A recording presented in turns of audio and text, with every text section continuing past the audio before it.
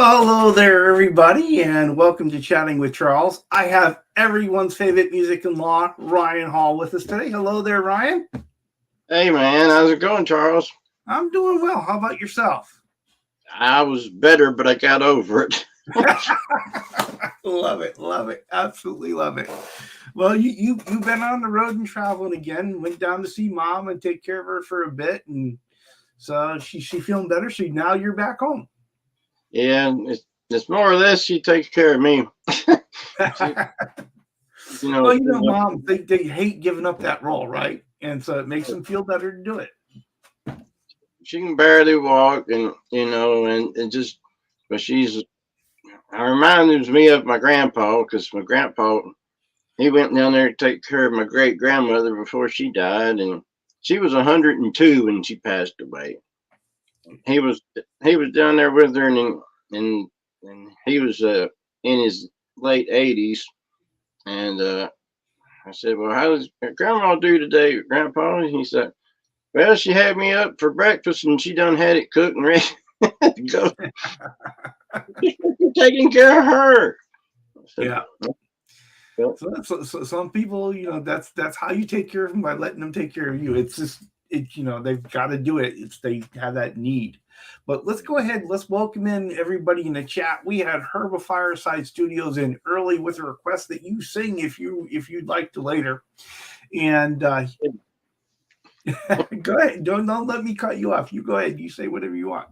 I said we'll see. I hope we might do one. And, All right.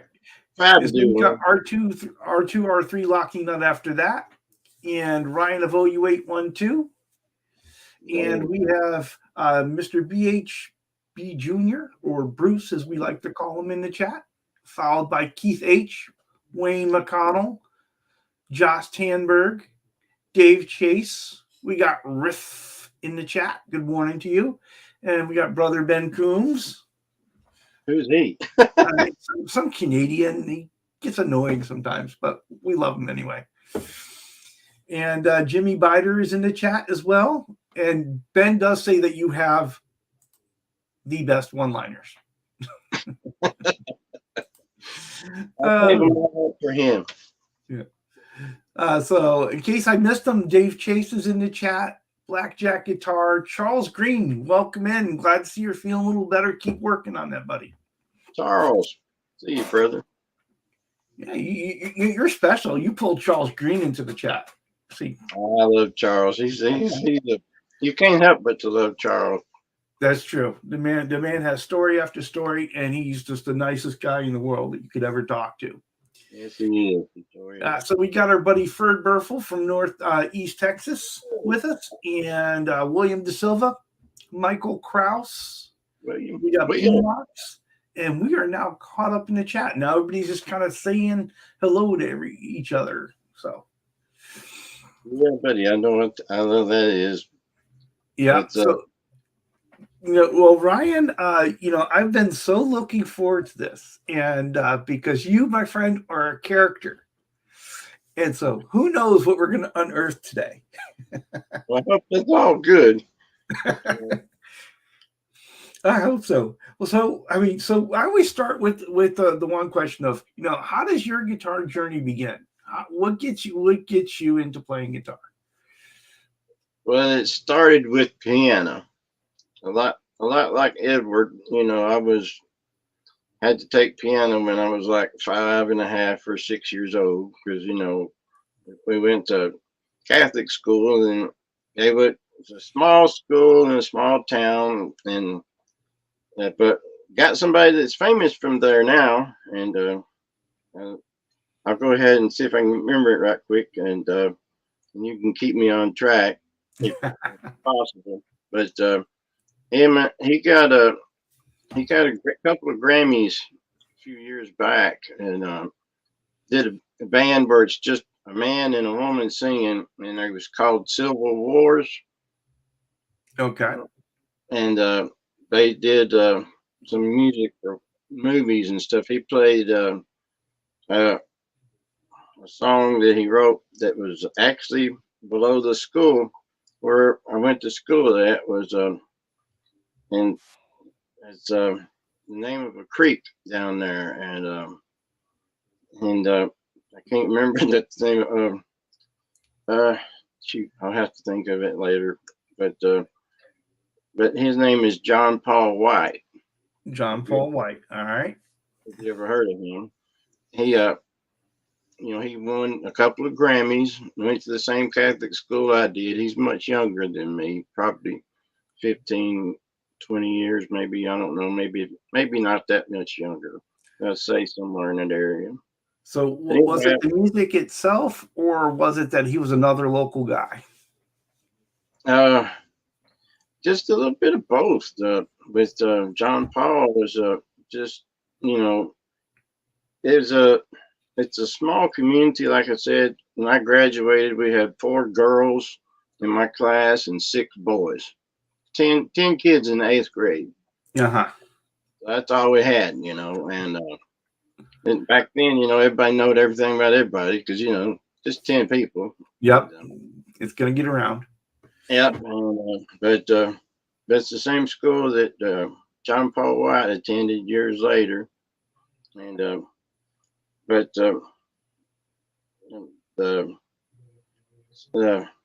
something, it's not, I keep wanting to say Copper Branch Road, but I know that's Steve Earle's song, but it's down in Barton Holler. Barton Holler. Yeah, if you ever heard a song called Barton Holler. I didn't, but I am definitely going to have to check it out now. Yeah, he got a Grammy. Him and the girl, I think, was actually from California. It was a weird matchup, but she played piano and she sang good, and he sings good. It's all in high notes and stuff, and they both got that. Barton Holler, I think, was on a movie track or something. I mean, it went up the charts. I believe it made it to number 1. And wow. Of course, he went to Muscle Shoals. Big shirt I'm wearing, that's where my kids Yep. and that's where we went to. It's UNA College down in Florence. It's just right outside of Muscle Shoals in Sheffield. Okay, so you have that initial inspiration, right? Right. And so how do you pursue it? And I've put your link in the chat so everyone can check out your channel because you've got some awesome playing videos up, I must say. Yeah, and just a few short ones on there. I basically started playing some shorts on there and singing just because my cousin passed away last year. Mm-hmm. He sang lead in the band, and he was 1 year older than me. Me and him grew up together. That's where my guitar part of the journey started. Was probably when I was about 8 years old. My old man had a Gibson J45. Ooh. I love the Gibson, and Ben played that one the other day. It was about $6,000 or $7,000 or $8,000 on my. I mean, you can tell when a good Gibson is there. I mean, it draws attention, or at least it does to me. And I'm like, oh my gosh, I didn't know that. I thought they had to leave his wallet and keys and everything at the desk when he got there. And you're not going to try that out and come back without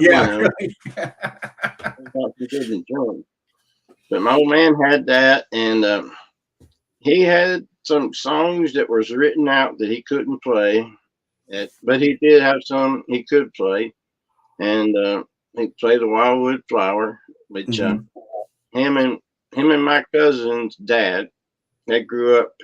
There was about 2 or 3 years between them. My Uncle Waylon, and the reason why his name was Waylon is because when he was born, they was going to call him Malin, but my great grandfather, or my grandfather, grandfather, accidentally wrote the M upside down, and it was like 5 or 6 years later before they got the birth certificate back in the mail.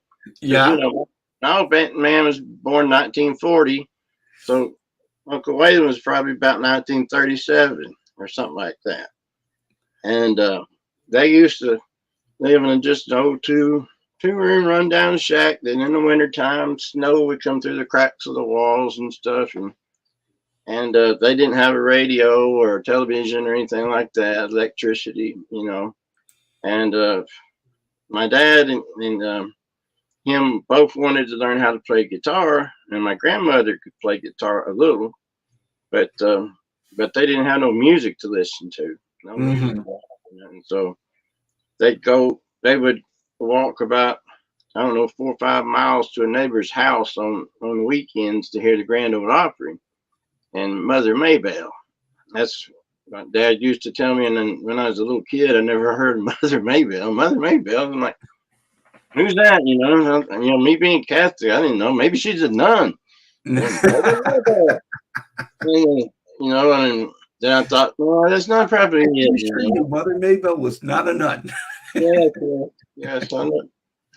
And but anyway, my Uncle Waylon, he figured out how to play Wildwood Flower, and my dad hounded me to teach him how to play it, you know. And he told my dad, he said they had worked all week that week picking cotton, and that's what the kids did. They even got out of school back then when during cotton season so that they could pick cotton for like 2 or 3 weeks out of the year, or maybe even a whole month. It all depends on how good the cotton come in. The kids pick cotton, and so they got out of school for cotton picking season.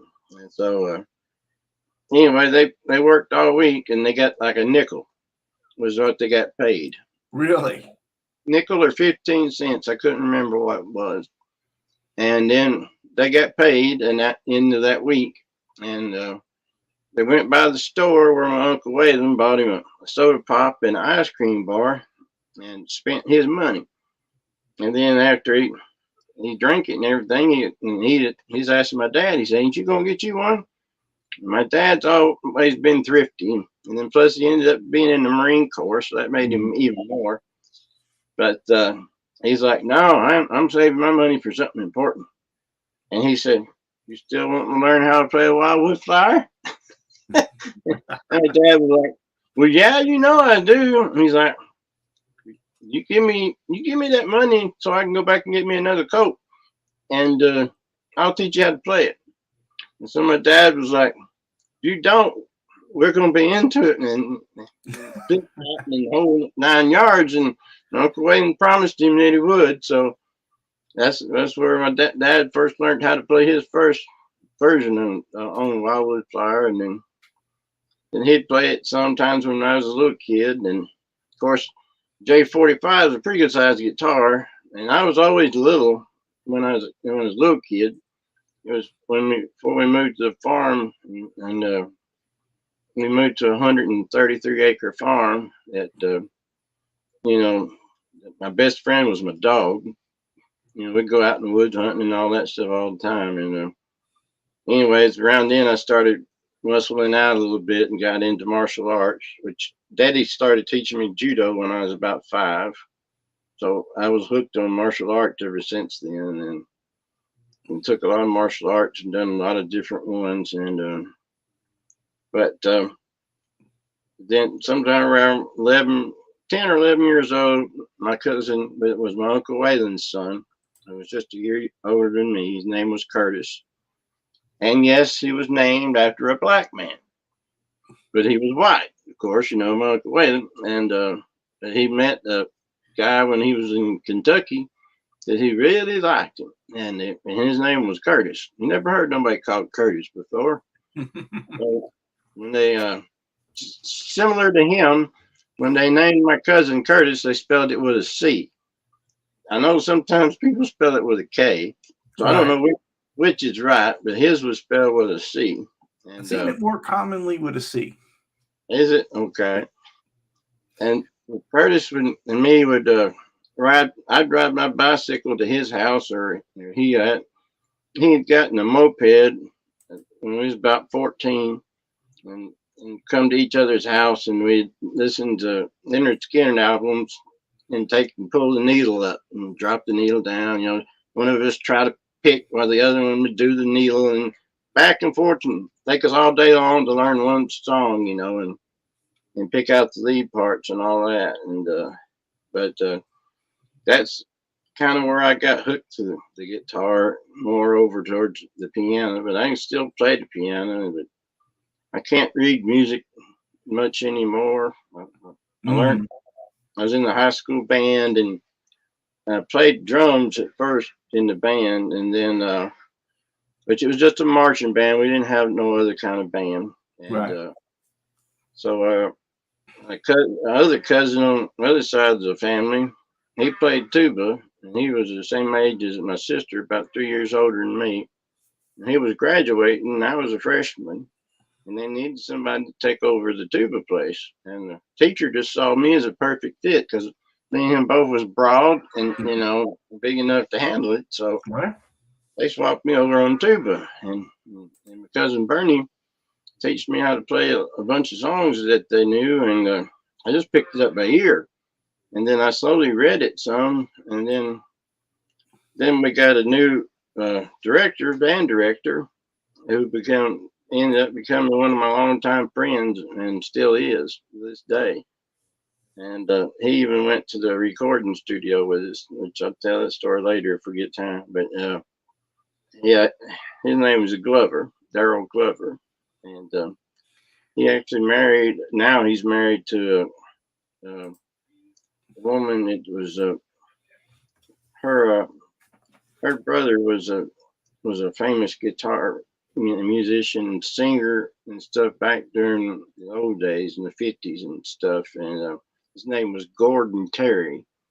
I don't know if anybody much knows who he was or not. He wasn't super famous, but anyway, he built a place down there in Lawrence, in Loretta, and which is the original town I'm from, is Loretta, Loretto, and they had a place down there where everybody from Johnny Cash to George Jones and all the country people come down there and would come and play back when my dad was a kid.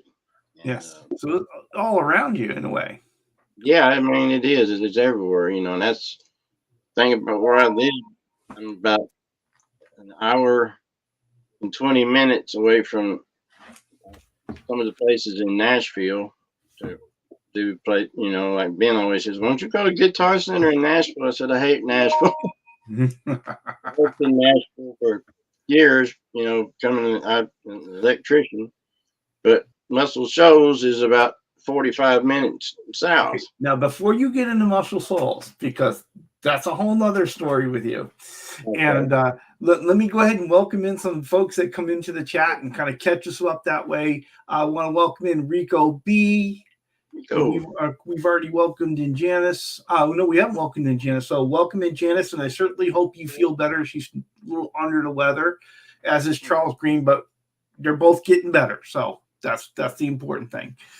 We've got Bo, Guitar Man 45 has come into the chat. Rob Blackmore official, welcome in. Lucas of L&M Guitar Corner is in, and so is Martin of L&M Guitar Corner. Thank you guys, appreciate it. And Michael Krause has made his way in, and Paulie Walnuts has chosen to join us today, which is great. I haven't seen Paulie in a while, so appreciate that. And of course, Hip Metalworks has been with us almost all show, and I think I called them out before, but just in case I didn't. And Bonkers has joined us, and Cushman NYC, and Buddy Green McConnell as well. And so I think that brings us. Oh, Billy Baloney has slid in. I didn't catch him. So good morning to you, Billy. Welcome in. And that catches us up, right? So, okay, talk to us about Muscle Souls, because you've got some real history there at Muscle Souls, right? Yeah. Well, after me and my cousin Curtis, growed up from being teenagers, the first band we was in, I was in the 8th grade, and we would put ourselves together as a Skinnerd band, and I was the weakest guitar player in the band, but there was 3 of us. Mm-hmm. And the band director at that time was where my cousin was in high school. Told him that you didn't need but 2 guitar players because there's too many people to split the money up with. And I'm like, we're only like 13. I mean, what money are we going to get? And my cousin just went along with it. So they voted me and my sister who played keyboard. She was the one that drove me. So she's in high school. So, if I was gone, she was gone too. So I said, fine, and then after that, I dedicated myself to playing lead and just learning everything I could and play for hours. And the old place that I converted, that was a place where they dried hams. So it was called the Ham House. And The Ham House. Ham House, yep. And people would come out there and listen to us play music, and we practice out there, and then we got a couple of songs together. And then in 1988, the drummer in the band, his mother owned McDonald's, like 2 or 3 McDonald's, and she forwarded us the money to pay for some time at Muscle Shoals Sound. And so we went down there on a weekend, like on a Saturday night or something, like at 8 or 10 o'clock at night. I stayed there till like 3 or 4 o'clock in the morning. Nobody there except the engineer and us. And we had pretty much reign of the whole studio, and this was the newer studio. There's 2 studios, and the newer one, they ended up, both of them went out of business once, everything started getting digital and stuff in the sooner age. But right. But back during that time, they were still running pretty hot. And, but we recorded 2 songs there at Muscle Shoals in 1988, and same gear and stuff that Leonard Skinner recorded Pronounced with were, with the Allman Brothers, for Bob Seger. There was another studio down there called Fame Studio, which was down there when my sister was in the Muscle Shoals Music Writer Association. She wrote songs, and we had the invitation to come into Fame Studio one day, and the guy that run Fame, his name was Rick Hall. And we got up to the parking lot and pulled in there, and there was a thing said reserved for R. Hall. I said, Dad, look, this is for us, And my old man's first name is Rufus. Uh-huh. And I always used to tease him. I said, how could you go through grade school, as a little wee kid, because I always thought Ryan was a bad name. I didn't like it. But my father's name was Rufus Ford, and then I'm like, I don't know, it just seemed weird. But anyway, I said to Dad, I said, look, we got a parking spot left for us, It says R Hall. I said, that works for me and it works for you. Of course, he wouldn't park there, though, of course. And then we went inside, and Pencil Montgomery, I think it was, it brought, was showing us around the studio and said, I'm sorry. He said, I meant to try to get in touch with y'all sooner because he knew what time we was going to get there. Right. But he got this band in here now that's recording. He said, but I tell you what, he said, let's just go on into the booth and we'll sit there and watch them for a while. He said, I ain't never heard of them. He said, their name is Toto, I think. And that was back in the 70s, I hadn't even heard of Toto at that time. And I'm like, well, okay, I don't care. That'd be cool, And then we was fixing to get ready to go back there, and my sister chickened out. So we didn't get to go back there and see, one of the most famous guitar players in everybody's Hall of Fame, Lukather. And I'm like, okay. And so, I didn't even realize that until years and years down the road. And but that was one of the first famous people I almost met, and or bands. And then which Tommy Shaw, the guy that played with Styx. With Styx, and then with Jeff played from Night Ranger. And he played with Damn Yankees as well. Yeah. They did the Damn Yankees with Ted Nugent, and the 3 of them. That was that was a hell of a band, you know. Oh yeah. But Tommy was born and raised in Florence, Alabama. That's where he was from. Okay. I had chances to meet him and messed that up. I had the place where I bought all my gear at in Muscle Shoals is called Count Brothers. Two brothers run the store and owned it, and that, in fact, when I bought my 1984 Red Explorer, bought it brand new, $450, case included, big hard case. I walked out the door and all I did was sign my name on it on the charge ticket. Uh-huh. That's how well they knew me and how much money I spent there, because every bit of money I spent went back into my music and my gear. And but anyway, we got down there and we recorded our 2 songs down there at Muscle Shoals, and then we were let some friends have tapes of them and stuff going around. And then a buddy of mine that was a head bouncer at Murphy Center in Murfreesboro, Tennessee, Mm-hmm. he got the tape to the guy that run the place, and he was looking for an unsigned band to play and open for a named band, but he didn't know who the named band was at first. And so he told my buddy, he said, somebody like In Excess or something like that. He said, I don't know right now because it hadn't been filled. That bill hadn't been filled.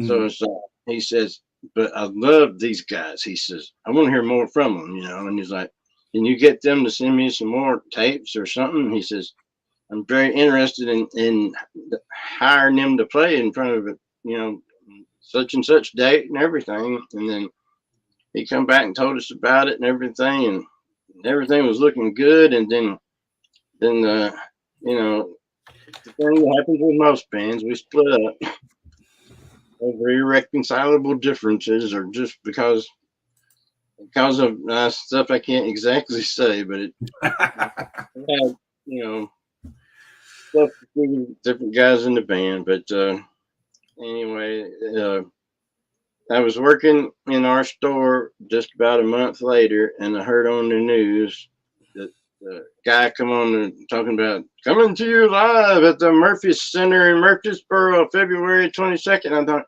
wait a minute, that was the day we were supposed to open up for somebody. And then my ears just listened to the radio, and it said Bon Jovi, with the unsigned band opening for Bon Jovi that we haven't got their name yet and whatever. Mm-hmm. I'm like, no way. I said, missed it by that much, huh? Yeah, it just I love it, but it seemed to rain on my parade every time we had one come by. And like, dude, we could have opened for Bon Jovi. I said that would, back in 1988, that was, that would have been pretty cool. That would have been pretty cool. Yeah.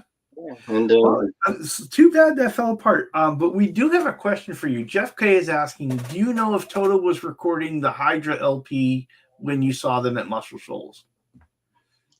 Honestly, I'm not sure if it was in 78 or 79. So I'm not for sure which album they were doing, but I know it had to be, pretty close to one of their. It may have even, I don't know if it had, if that was in time for their Africa song, or I guess it rains down in Africa. And I don't even know which album that was, but it was in 78 or 79. So it was in one of those. So they were doing Out of Africa. So yeah, I forget which album that is on myself, but now we know which album though.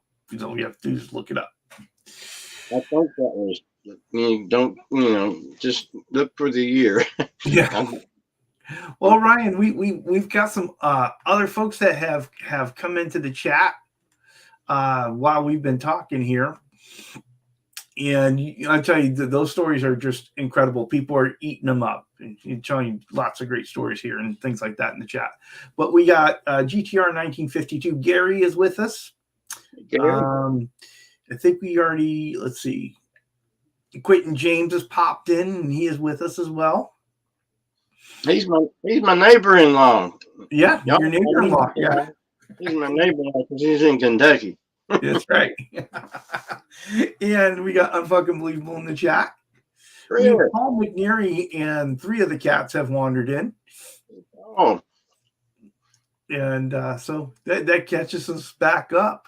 So you did the whole Muscle Souls recording thing, and the one question I have about that was, what was it like for you walking into that studio to record yourself after? Because you guys were patterning yourself after Skynyrd, right? And so, what was that experience like, having that in mind? It was a natural high the entire time we was there, and to me, just felt like, like I could feel the Skynyrd blood from the floor coming through my shoes. I'm like, I'm here, and then I met some of the original Swampers, over time, and my cousin that passed away, he did his last album here right before about a couple of years before he got cancer, and it was Spooner, the guy they call Spooner, who plays the keyboards. Mm-hmm. He's one of the Swampers, the original Swampers. But the Swampers, they did work for Fame Studio for Rick, and then they wanted to do some other stuff, and so they ended up, 3 of them got together and they opened up Muscle Shoals Sound, and then so that kind of split a lot of stuff apart. But that during this time was when the Rolling Stones came down there, and I think they did the Wild Horses album down there. I think they came in like '69 or so, something like that. And then Cher come down there with Sonny, although her and Sonny, I think, were divorced at the time, and that was like '69. Mm-hmm. And the front of one of Cher's albums, I think it's the first album she did by herself, says Jackson Highway on it, and that's the front picture showing her standing out inside a building, and they named the album the address of the building. And the address of the building is the original Muscle Shoals Sound, the smaller building. Oh. The one that you see Leonard Skynyrd standing out in front of and pronounced. Right. That's the original first building they built. But, Skynyrd had recorded some in the other building too.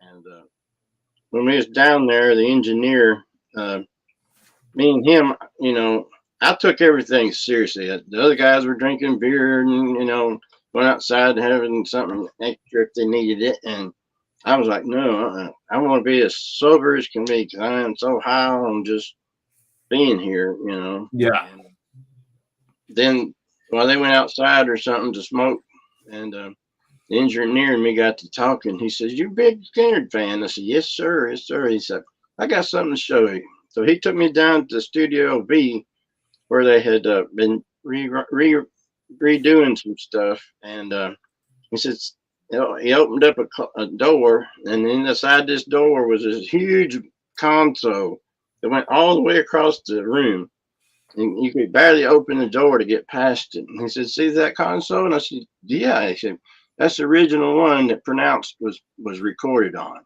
was that console." And I'm like, "Oh God," it's like shocking, I'm like, this is like, like getting to go to heaven. And when you're a musician, it was, after a Skynyrd sound, and all the guys from Skynyrd, we adored and stuff. And but I only got to see them play live after that Ronnie got killed.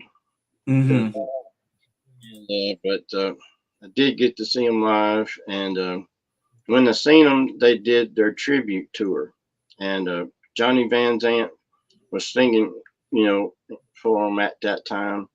He was just going to do the one.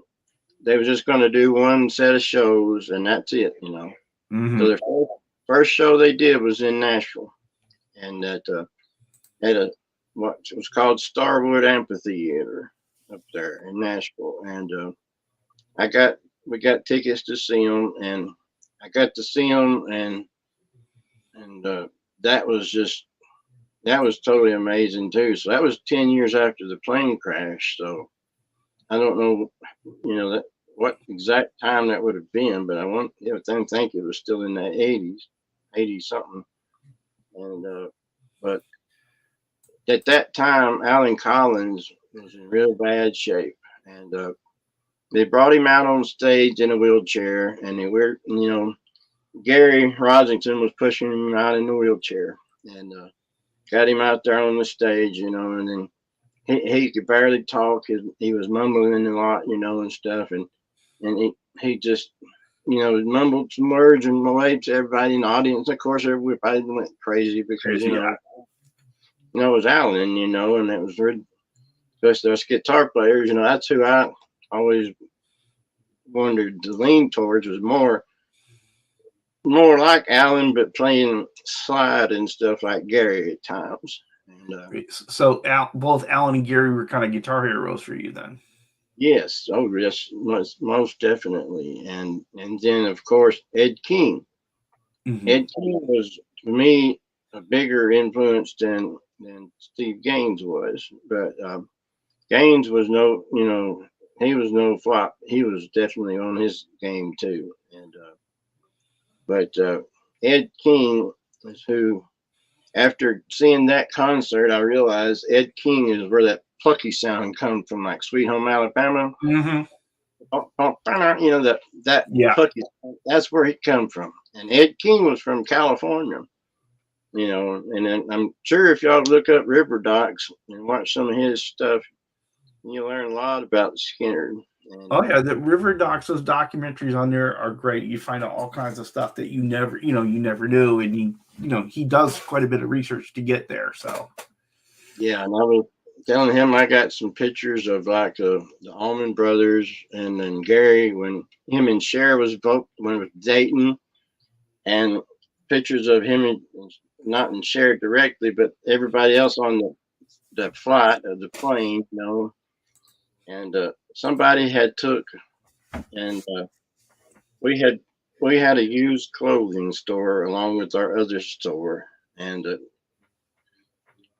Daddy would get a lot of our clothes and stuff out of Decatur, Alabama. Uh-huh. And there was a guy that run a studio down there called Johnny Sandlin. And Johnny, he produced the Allman Brothers' first record. And he was actually a member of the band that the Allman Brothers was in first, which was called like Hourglass or something like that. Like, I'm not sure something time or Hourglass or something. But they did a couple of albums that really didn't do anything. And then he produced them as the Allman Brothers, and said, I don't want to play, I just want to produce. Mm-hmm. He produced their first albums. And I believe it was his stepson that was on the picture.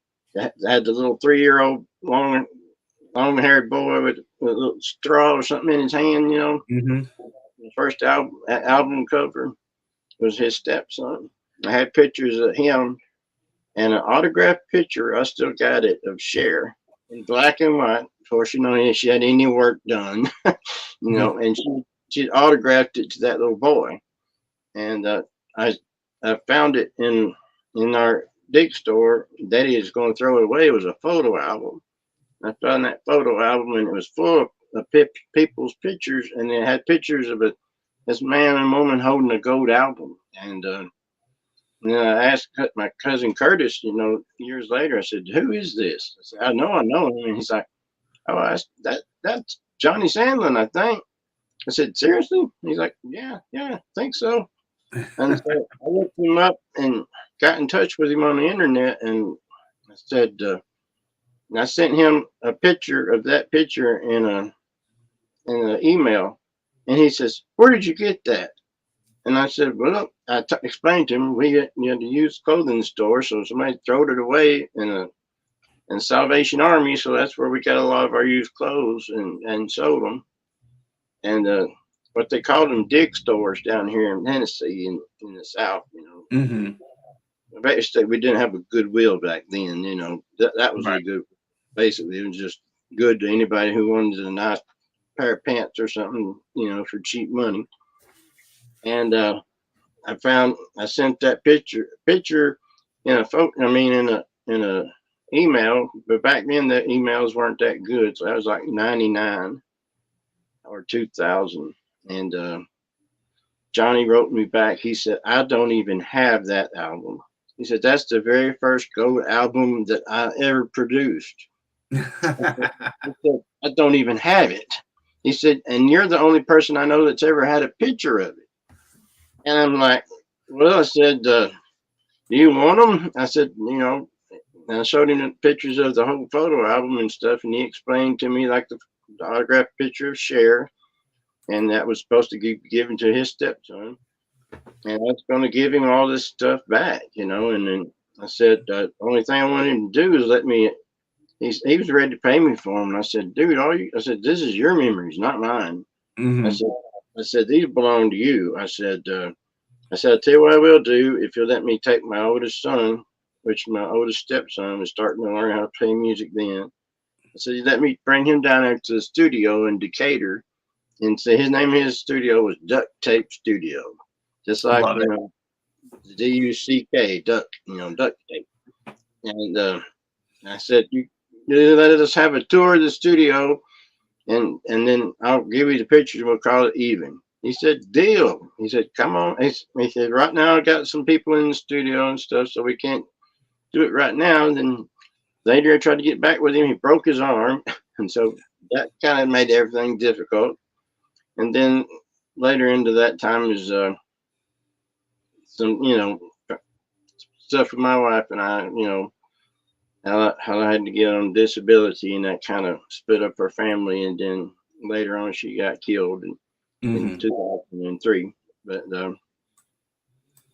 anyway, I never did get to meet Johnny and give him those things, but he passed away about 3 years ago or so. And I got in touch with my buddy Daryl Glover, who was the guy that was my band teacher in high school.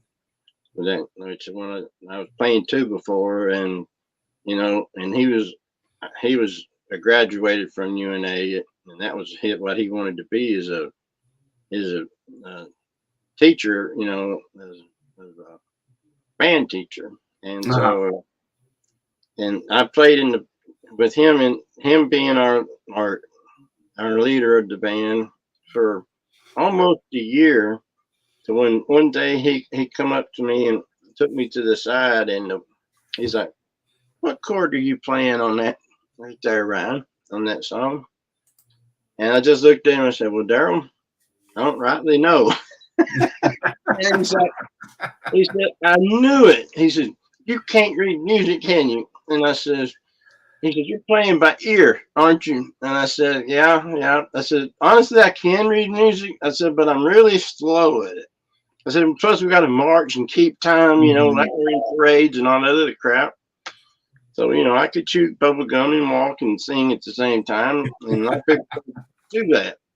But, you know, trying to read music and do that all at the same time, no, I couldn't do that." So, he's like, "I can't believe it. I've been teaching you for almost a year, and I didn't know that you couldn't read music."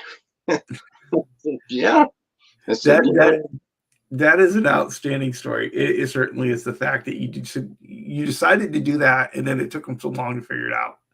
yeah. Which means you were doing a really good job of it, right? So, well, he thought so too, you know, because he was, I mean, he graduated with honors, you know, and could play any instrument, period. right. If a wind instrument or a string instrument or a brass instrument or drum, didn't matter what it was, he could play it. Well, Bo has a question for you. He says, you know, Ryan, is that the hat you would use on stage? It fits you well. This one, yes, and it's actually made in the USA. So yeah, this was back during the days that when we first got together. It was we were just doing some songs just for goofing around, and me and Curtis and had some long trench coats, and Uh, we thought, hey man, I know what we'll do. I said we'll play the Green Onions tune, and then we'll play it through the stereo and have it playing, and then we'll come walking out there like the Blues Brothers, you know. And so that's what we did, and it was just like 4 or 5 of us then, and as Curtis was playing bass, I was playing all the guitar parts, and then Forrest was playing drums, and then that was it. Just and then we had another guy that would give a mic to that would turn the volume down real low because he couldn't sing. So he would just be out there with us pretending to sing. And it was only a one-time gig, we thought, and it just so happened that the drummer was, like I said, his mom owned McDonald's, and he's about like 5 or 10 years older than me, and he was, he loved us after that, and let us, he come out to the ham house and was practicing with us and stuff, and bought new drums and everything. All we was doing was playing for a Christmas party for him, and when we come out we called ourselves, my cousin, him and my other first cousin, that eventually sang in the band with us. They lived in a place. It was just a little bit rental place with two-room rental house, and they called it the Nest because my cousin Curtis had tried to move away from home several times, but every time he did, he'd run out of money, and he'd have to come back home to the Nest. The Nest. There you go. And so then that's what they called the little house there that they lived in for a while, was the Nest, and then that's why they called it that. And then so we just named ourselves the Nest Brothers, like the Blues Brothers. And then the first song that we recorded down at Muscle Shoals was a song that me and Curtis kind of co-wrote together, and the name of the song was "How Much for Your Women," and we done it after we based it on John Belushi's part in the movie. It's like, hey, mister, how much for the women? How much for the little girls? I want to buy your women, and he's like, oh, Curtis, wouldn't it be a cool song? He's like, yeah, dude, it's like, how much for your women, so we put it together, and Curtis basically did all the singing parts and stuff, and then that was our first song, and it got played on the radio a lot. And the other song was one that Curtis wrote about one of the girls he dated and wished he could have married, but it didn't never work out. But then it was called "Say Goodbye to You," and that's the 2 songs that I got on my channel that we recorded. I'm going to try to do a little bit better version of a little bit in there of them, but the guy that's singing is my cousin Curtis, the one that passed away from brain cancer last year. And yeah, he just was 1 year older than me. But, he was a Hall too. See, he was a Hall. My cousin Jeff was a Hall, and my sister, who was married, of course, but she was a Hall when she got married. So had 3 Halls in the band, and then my sister, and so that made basically 4 Halls in the band, and out of when it ended up being 5 or 6 piece. Yeah, we ended up getting a bass player, and then he didn't know nothing when he started with us, but now it's funny. Curtis had to show him the bass parts how to play, and now he's touring all over the places and opening up places. His name is Johnny Zell, and he's done a lot of stuff, and he's the only one that actually made it into a profession besides Curtis. My cousin Curtis didn't really do much more touring than just a little circuit around, down south around Florida and Texas, and just making the loop like that through Louisiana and back around to Tennessee, Georgia and stuff. And Ryan, these have been some great stories, and and I knew it was going to be right. And so, but now that we've heard all these stories, I'm wondering, would you mind knocking out a tune for us? I can try. Like I said, I don't have any of my electrics plugged up, but I've got my number one right here, There you go. my Ovation, which is like Glenn Campbell series, and I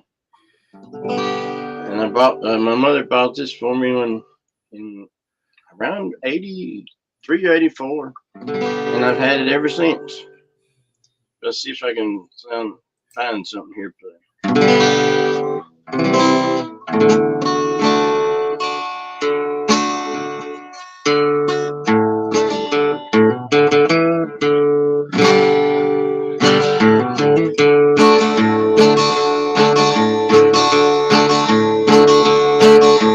People say I'm no good, crazy as a balloon.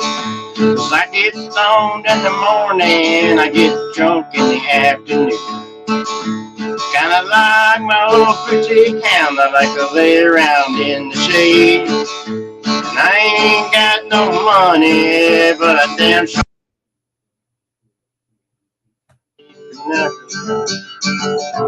I can't get on my own. If you don't like the way I'm living, get it right, you just leave us long-haired country boy alone.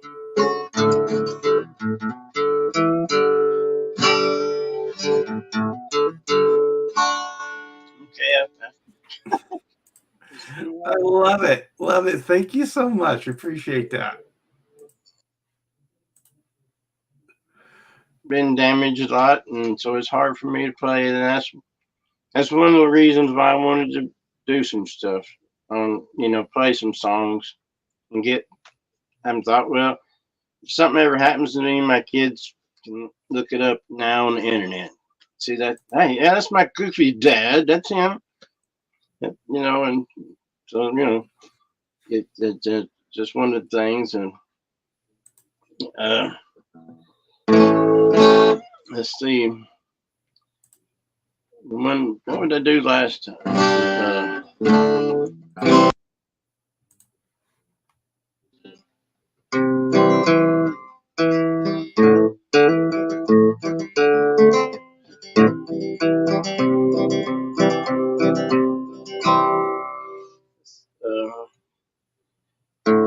I know a man has got a lot to lose. He's a pretty glass fella, kind of confused, got muscles in his head, never been used. Thanks he owns half of this town. Starts drinking heavy, gets a big red nose, and he gets his old lady with a rubber hose, and he takes her out to dinner, buys her new clothes. That's the way that the world goes round. Well, that's the way that the world goes round, and every day the next you're down, it's a half an inch of water. You think you're gonna drown. That's the way that the world goes round. When I sit in the bathtub without my clothes, naked in the eyes of the clown and standing still in time. Started crying ice cubes, hoping I'd croak when the sun came through the window. I saw a broke.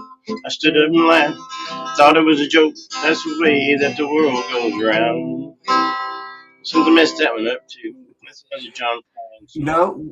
We all had fun with that. We all had fun with it anyway.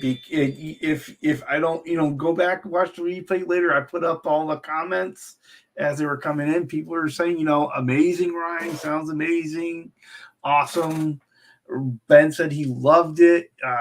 Ryan, R2, R3 locking up was saying awesome. So, you've getting lots of love there in the chat, right? Even Charles Green's chiming in with right on Ryan. So, appreciate it. I love y'all, everybody out there in YouTube world, all my music in-laws and outlaws, a whole bunches of them. See, Ben wants to do a collab with you now. Okay. Sounds like a deal. Ryan, Bo is saying Ryan is the community's Johnny Cash. I've been called a lot of things. That's I can live with that. But that's some of the first songs I learned how to play. I guess was from Johnny Cash, but then stuff like if I can play it, there's somebody I want to go listen. Try to pick a Wildwood Flower if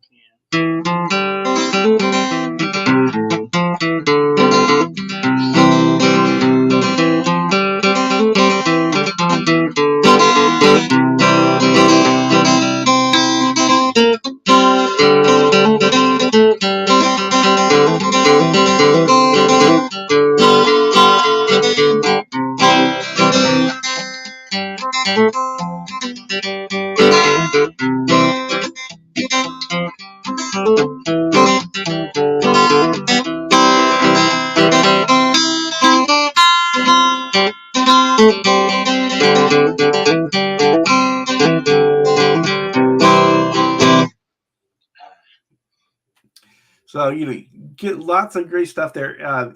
Just a couple of comments in the chat. So you need to know that Wayne McCall was saying it's a pleasure to be your friend, and Herb is backing him up with that, saying I agree 100%. Certainly a pleasure to be friends with Ryan Hall. I love you guys, all of you. Everybody's got some cool music rooms and gears and stuff, but mine, the old ham house is, somebody else owns it now. So I'm trying to fix up my man cave maybe one of these days. Well, this has certainly been a huge pleasure for me. And before we end up heading out in a little bit, I want to. Are there any stories you want to get out? Like, is there any story you wanted to tell that you didn't get to tell yet? Well, I don't know. I could go on, but I'm really rusty. And that's one thing I want to tell everybody. I'm not that terrible of a player, but sometimes I ain't much better, I guess. But I've been electrocuted, and I've had carpal tunnel surgeries. I've had concussions and hit in the eye with a baseball bat, knocked unconscious. Another concussion. I got 3 back surgeries with titanium and screws and a basket, and knee surgery twice. And I need to do like Herb. I need another knee surgery to replace the whole knee, but I ain't done that yet. That's about 3 or 4 years ago. I need to have done, but this does. And then I have a lot of pain, and it hurts me to play. And I can only play for about 15, 20 minutes, and my hands slow down. They get stiff, but I still want to play. I love playing, and that's one thing I told my kids. I said, if I was ever known for anything, and that I'd want to be proud of, I said I'd like to be proud that I make somebody smile, make somebody laugh, or just have a good time. And if I did that to 5 or 6 people, then I'm totally blessed. God's blessed me, Well, you've certainly done that for more than 5 or 6 people this morning. So we really appreciate it. This has truly been great and wonderful. Well, I appreciate it too. Thank you, and everybody. And that's the blessings to me. Everybody in the chat, and all our brothers on the Zoom meetings and stuff, the stories we get into from each other, it's really enjoyable. If you ain't been there, fellas or fellettes, as Ben says, then you need to come hang.